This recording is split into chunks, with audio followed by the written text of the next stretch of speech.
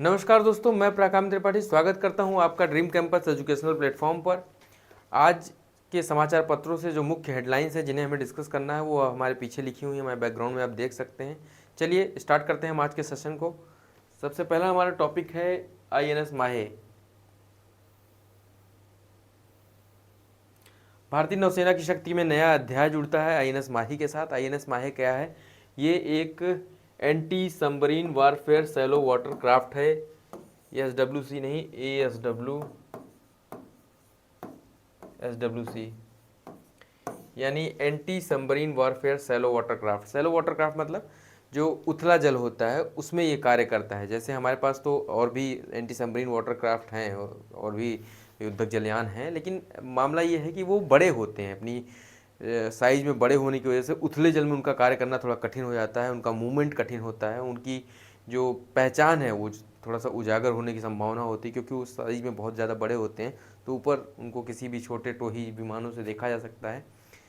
इसलिए इस तरह के छोटे जलयान का प्रयोग करते हैं। तटीय सुरक्षा के लिए इनका प्रयोग किया जाता है। इस तरह के एसडब्ल्यू सी भारत ने अपने तटीय क्षेत्रों की सुरक्षा के लिए कुल 16 एसडब्ल्यू सी के निर्माण का कार्य शुरू किया है, जिसको अगले 2 साल में संभवतः पूरा करने की योजना है। इसमें जो 8 हैं, 16 में से कुल 8 गार्डन शिपयार्ड कोलकाता द्वारा बनाए जा रहे हैं और 8 कोचिन शिपयार्ड लिमिटेड द्वारा बनाए जा रहे हैं। तो इस तरह से जो ये वाला है आईएनएस माहे जो है, आईएनएस माहे ये गार्डन शिपयार्ड लिमिटेड कोलकाता द्वारा बनाया गया है। 24 नवंबर 2025 को मुंबई नौसेना डकयार्ड में भारतीय नौसेना की नई ताकत का आगमन। माहे श्रेणी का यह पहला, मतलब इस तरह के जो 16 विमान बनने हैं, 16 जो जहाज बनने हैं, उनमें से ये पहला है, इसलिए महत्वपूर्ण है। पनडुब्बी रोधी युद्धक उथले जलयान आत्मनिर्भर भारत की दिशा में एक महत्वपूर्ण कदम है। आत्मनिर्भर भारत की दिशा में क्यों महत्वपूर्ण कदम है? क्योंकि इसका जो निर्माण सामग्री है उसमें से 80% से अधिक भाग भारत का स्वदेशी है। इसकी तकनीक, इसके सामग्री सब 80% से अधिक भाग में भारतीयों का हाथ है, मतलब भारतीय स्रोतों से लिया गया है, इसलिए ये स्वदेशी युद्ध क्षमता के निर्माण में महत्वपूर्ण है। आईएनएस माहे का तकनीकी उत्कृष्टता और स्वदेशी की बात अगर हम करते हैं, हमने आपको बताया 80% स्वदेशी सामग्री से युक्त है। उथले जल का विशेषज्ञ है, यानी कि जो सैलो वाटर है, जो हमारी वाटर बॉडी में सैलो वाटर है, ज़्यादा गहराई नहीं होती है इन तटीय क्षेत्रों के आसपास, और इनको बहुत ज़्यादा मूवमेंट की ज़रूरत होती है।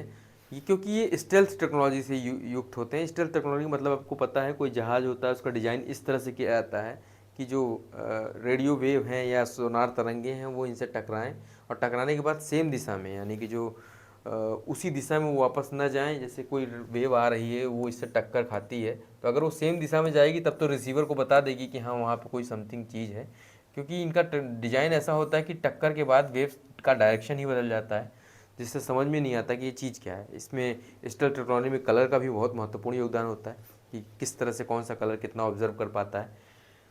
बहुआयामी क्षमता, ये निम्न तीव्रता समुद्री संचालन और सामरिक माइन लेयरिंग संचालन में दक्ष हैं। माइन लेयरिंग मतलब जिस तरह धरती पे, जिस तरह थल पे माइन लगाए जाते हैं ताकि किसी सेना के मूवमेंट को रोका जा सके, कुछ छोटा किया जा सके, कम किया गया जा सके या कमज़ोर किया जा सके, उसी तरह जल में भी माइन लगाने का कार्य किया जाता है। जल में माइन किसके लगाए जाते हैं? पनडुब्बियों के लगाए जाते हैं, क्योंकि पनडुब्बियाँ नीचे से आती हैं, आपको पता नहीं चलता कि किधर से आ रही हैं, तो तट के चारों तरफ काफ़ी एरिया में लाइन लगा दिया जाता है कि अगर कोई आएगी तो ऑटोमेटिक ब्लास्ट हो जाएगा। तो ये जो हमारे छोटे जलयान हैं, ये माइन लगाने में दक्ष हैं।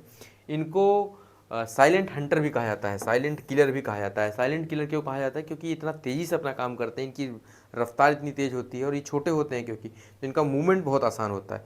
ये जल्दी से किसी भी अपनी दिशा को परिवर्तित कर सकते हैं और एक जगह से दूसरी जगह पहुंच पाते हैं। इसीलिए इन्हें साइलेंट हंटर या साइलेंट किलर के नाम से जाना जाता है, जो भारत के पश्चिमी समुद्र तट के मुख्य रूप से तैनात रहेंगे, और ये पोत भारतीय समुद्री सीमाओं की सुरक्षा को नई ऊंचाई पर ले जाएंगे।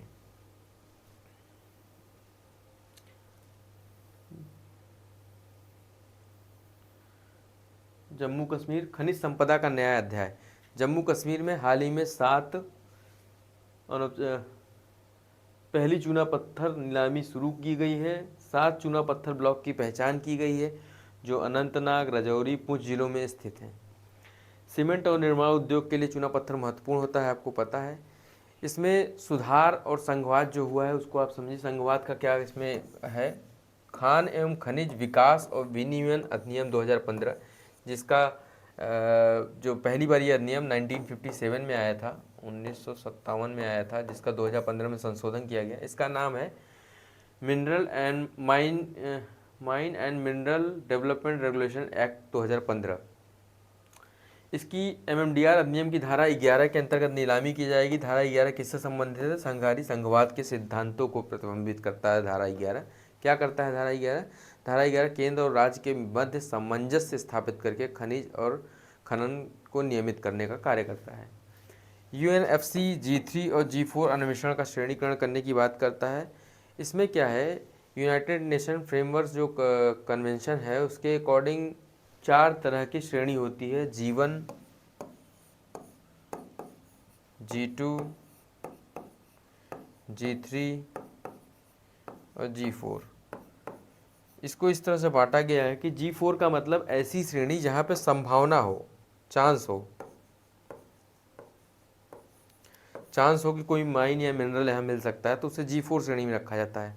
उसके ऊपर आती है G3 श्रेणी, जहाँ थोड़ा मतलब ये हो गया हो कि हाँ यहाँ पे शायद कुछ है, चांस बढ़ जाए। चांस जब बढ़ जाता है तो वो G3 श्रेणी में आ जाता है। जब क्लियर हो जाता है कि नहीं यहाँ पे कुछ ना कुछ है ही, तो वो G2 श्रेणी में आता है। और जब परफेक्ट एग्जैक्ट जान जाते हैं क्या क्या है, कहाँ कहाँ पे है, तो वो G1 श्रेणी में आता है। तो हमने जो जम्मू कश्मीर में ये जो चूना पत्थर के ब्लॉक की पहचान की गई, उन्हें G3 और G4 अन्वेषण श्रेणीकरण में रखा गया है। तो ये प्रीलिम्स, यूपीएससी प्रीलिम्स के लिए बहुत इंपॉर्टेंट है G3 और G4 श्रेणीकरण, क्योंकि ये द हिंदू में आया हुआ है। तो G3 और G4 को उठा के वो क्वेश्चन बना सकते हैं। वो ये क्वेश्चन नहीं बनाएंगे कि जम्मू कश्मीर की नीलामी के बारे में बताइए, वो G3 और G4 क्या होता है यूएनएफसी में, वो पूछ सकते हैं आपसे, या G1 और G2 पूछ सकते हैं। बुसान शिखर सम्मेलन 2025 एशिया का उदय। बुसान शिखर सम्मेलन में वैश्विक शक्ति संतुलन में एशिया के बढ़ते महत्व को रेखांकित किया। अमेरिका और चीन के बीच बदलती गतिशीलता में भारत की रणनीतिक स्थिति महत्वपूर्ण हो गई है, क्योंकि भारत अपनी विदेश नीति को स्वायत्त रूप से निर्धारित करता है। वो किसी के बहकावे में नहीं आता, किसी का उपग्रह मात्र नहीं है भारत। ऐसे में अमेरिकी रणनीति है इस वक्त, क्योंकि अभी हाल ही के विवादों को आपने देखा, अमेरिका और भारत के बीच टैरिफ विवाद किस तरह से बढ़े। उसके बाद भारत ने जब रूस और चीन की तरफ झुकाव दिखाया तो अमेरिका की हालत ख़राब हो गई इस चीज़ से कि नहीं, ये नहीं होने देना है। तो अमेरिका चाहता है कि भारत को चीन से दूर करने के लिए और रूस के साथ आर्थिक निर्भरता को कम करने का प्रयास करे। इसके लिए वो भारत को फिर से छूट देगा, फिर से ट्राई करेगा कि भारत उसके पाले में आए। हालांकि भारत ने हमेशा स्वतंत्र रणनीति का पालन किया है। आर्थिक अवसर, भारत की स्वायत्तता बात करेंगे तो रणनीतिक स्वायत्तता बनाए रखते हुए विकासशील देश से उभरती शक्ति में परिवर्तन की तरफ भारत अग्रसर है। आर्थिक अवसर की बात करेंगे तो एशियाई बाजारों में सहयोग और व्यापारिक संभावना का विस्तार हो रहा है। क्षेत्रीय एकीकरण, ब्रिक्स, एससीओ और एशियान के माध्यम से ये जो ब्रिक्स, एससीओ और एशियान जैसे संगठन है, ये एशिया को नई ऊंचाइयों की तरफ ले जा रहे हैं। एशिया के महत्व को वैश्विक मंच पर प्रतिस्थापित करने का कार्य कर रहे हैं। यानी जो अभी वैश्विक संस्थाएं थी उनमें इनकी भी गिनती की जाने लगी है, यानी ब्रिक्स, एससीओ और एशियन की। एआई संप्रभुता भविष्य की शक्ति का आधार। भारत एआई में संप्रभुता हासिल करना चाहता है, क्योंकि यही भविष्य की शक्ति का आधार है। इसके लिए भारत ने 2047 का लक्ष्य रखा है। यानी एआई संप्रभुता हासिल करने का लक्ष्य कब तक भारत ने रखा है? तो 2047 का रखा है। तकनीकी नेतृत्व, रक्षा प्रौद्योगिकी, एआई अनुसंधान और संसाधन, डिजिटल अर्थव्यवस्था और साइबर सुरक्षा है। इन सारे क्षेत्रों में एआई के महत्व को आप सभी समझ पा रहे हैं। तो इन क्षेत्रों में अगर भारत को संप्रभुता हासिल करनी है तो 2047 तक उसे अपने एआई कार्यक्रम को तेजी से बढ़ाना होगा। निवेश की आवश्यकता, कृत्रिम बुद्धिमत्ता अनुसंधान में बड़े पैमाने पर निवेश और मानव संसाधन विकास अनिवार्य करती है। तभी आप एआई में वृद्धि कर सकते हैं जब आप निवेश करें, जब आप मानव संसाधन की पूरी तरह से उपलब्धता सुनिश्चित करा सकें। रक्षा पुनर्संरचना, एआई अंतरिक्ष और मिसाइल प्रौद्योगिकी पर केंद्रित रक्षा प्राथमिकताओं का पुनर्निर्धारण करता है। राष्ट्रीय सुरक्षा में साइबर युद्ध क्षमताओं में वृद्धि करना एआई के द्वारा आसान होगा और बिना एआई के संभव होना कठिन होगा।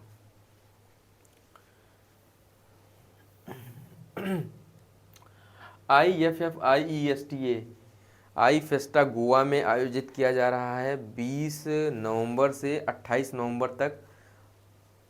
जो हमारा कार्यक्रम है international film festival of India, ये 20 से 28 नवंबर 2025 तक गोवा में पणजी में आयोजित किया जा रहा है।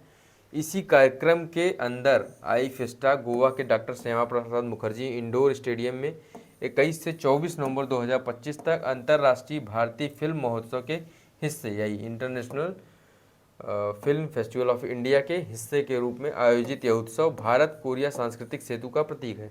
यानी कि जो इसमें पार्टनर कंट्री कौन है, कोरिया है। फिल्म सहयोग भारत और कोरिया के बीच फिल्म निर्माण और कंटेंट साझेदारी पर विशेष बल देना। संगीत कार्यक्रम, विभिन्न संगीत शैलियों और सांस्कृतिक प्रस्तुतियों का भव्य आयोजन। डीडी भारती पर इसका सीधा प्रसारण किया जाएगा। यह महोत्सव अंतर्राष्ट्रीय संस्कृत आदान प्रदान और भारतीय सिनेमा की वैश्विक पहचान को मजबूत करने के लिए किया जा रहा है। कन्या सुमंगला योजना, बेटियों का सशक्तिकरण। आप यूपी पीसीएस के पॉइंट ऑफ व्यू से करंट अफेयर महत्वपूर्ण है क्योंकि योजना में संशोधन किया गया है। पहले जो इसकी अनुदान राशि 15,000 थी, अब उसे बढ़ाकर 25,000 कर दिया गया है, यानी 67% की उल्लेखनीय वृद्धि किया गया है। तो ये दोनों डाटा आपके लिए महत्वपूर्ण है। 67% भी आपके लिए महत्वपूर्ण है और 25,000 भी आपके लिए महत्वपूर्ण है। उत्तर प्रदेश सरकार ने 14 फरवरी 2024 को कन्या सुमंगला योजना में महत्वपूर्ण वृद्धि की घोषणा की, जो अप्रैल 2024 से प्रभावी हुई। 6 श्रेणियों में वितरित वित्तीय सहायता। नवजात बालिका के जन्म पर 6 श्रेणियों में वित्तीय सहायता प्रदान की जाती है। पहला, नवजात बालिका के जन्म पर, टीकाकरण पूर्ण होने पर, कक्षा 1 में प्रवेश होने पर, कक्षा 6 में प्रवेश पर, कक्षा 9 में प्रवेश पर, स्नातक डिप्लोमा पाठ्यक्रम में प्रवेश पर। ये 6 श्रेणियाँ आप ध्यान रखिएगा कब कब हैं, कब कब इनको काउंट किया गया है। यह योजना बालिका शिक्षा, स्वास्थ्य और सामाजिक सुरक्षा को बढ़ावा देने में महत्वपूर्ण भूमिका निभाती है। आज के उत्तर प्रदेश की गवर्नमेंट वेबसाइट पर इसकी चर्चा थी, इसलिए इसको भी ले लिया। हालांकि ये योजना 14 फरवरी 2024 की है, क्योंकि अपडेट किया गया है आज की वेबसाइट पर, इसलिए इसको उठाया गया है। ये दोनों डाटा आप याद रखिएगा, 67% और 25,000। इसी के साथ आज के सेशन को हम कंक्लूड करते हैं। Thank you.